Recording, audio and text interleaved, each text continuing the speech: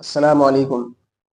کیا ایک مسلمان اپنے کسی برادران وطن یعنی اپنے کسی غیر مسلم بھائی کو زکوٰۃ دے سکتا ہے یا نہیں؟ تو مسئلہ جاننے سے پہلے چند سیکنڈ کی کچھ باتیں یاد رکھیں کہ مذہب اسلام برادران وطن کو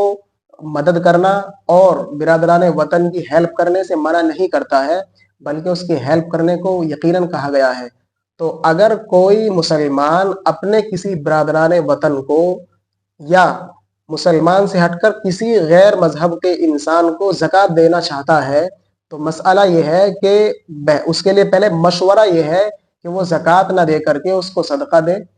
اس کو گفٹ دے، اس کو ہدیہ دے، اس کو تحفہ دے، اس کی ہیلپ کرے، اس کی مدد کرے، اس کی امداد کرے۔